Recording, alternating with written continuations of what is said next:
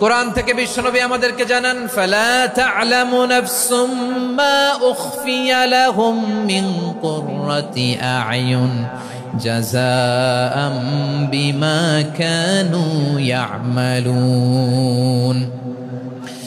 মানুষের কর্মের প্রতিফল হিসেবে কত চমৎকার জান্নাত রব্বুল আলামিন নাজ নেয়ামত দিয়ে পরিপূর্ণ করে আমাদের জন্য প্রস্তুত করে রেখেছেন। পৃথিবীর কোনো মানুষ সেটা জানে না। পড়েন সুবহানাল্লাহ।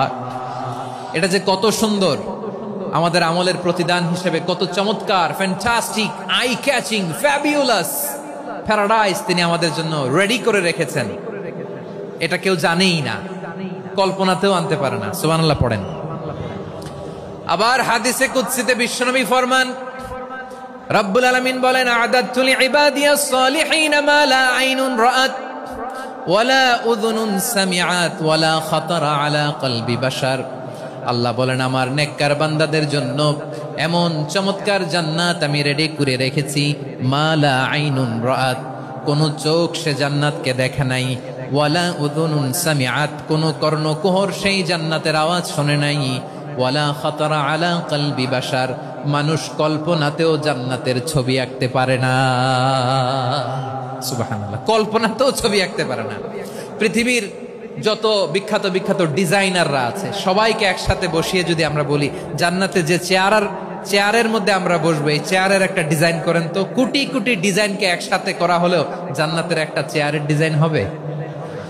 প্রিয় সিলেট, আওয়াজ করে বলো, জান্নাতের একটা চেয়ারের ডিজাইন তারা করতে পারবে না। কেমন জান্নাতে আমরা যাব? বিশ্বনবী কিভাবে জান্নাতকে আমাদের সামনে চিত্রায়িত করেছেন, পোট্রে করেছেন। তিনি বলেছেন, জান্নাতীরা যখন জান্নাতে ঢুকবে, ফেরেশতারা জান্নাতীদেরকে বলবে, ওয়া ইন্না লাকুম আন তাসিহু ফালা তাসকামু আবাদা। ও জান্নাতীরা, তোমরা আজীবন সুস্থ থাকবা, কোনোদিন অসুস্থ হবা না। সুবহানাল্লাহ বলেন। আচ্ছা, আজকের এই মাহফিলে যারা এসেছেন কোনোদিন অসুস্থ হন না, এরকম কে কে আছেন? হাত তোলেন তো দেখি। ওই যে হাত তুলছে, পাওয়া গেছে, চিরসুস্থ। তোমরা কোনোদিন অসুস্থ হও নাই? অসুস্থ হও নাই? তা তুমি আর জান্নাতে যে কি করবা? তুমি তো জান্নাতেই আছো তাইলে।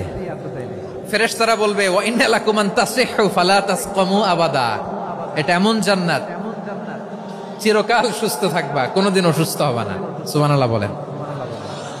ওয়া ইন্না লাকুম আন তাহইয়াউ ফালা তামুতু আবাদা। তোমরা অমর হবা, মৃত্যু তোমাদের স্পর্শ করবে না।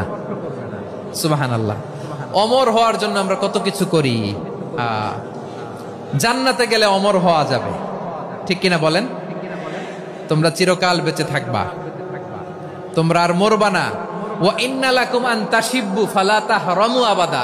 তোমরা চির যুবক থাকবা, আর বার্ধক্য তোমাদের স্পর্শ করবে না। সুবহানাল্লাহ বলেন।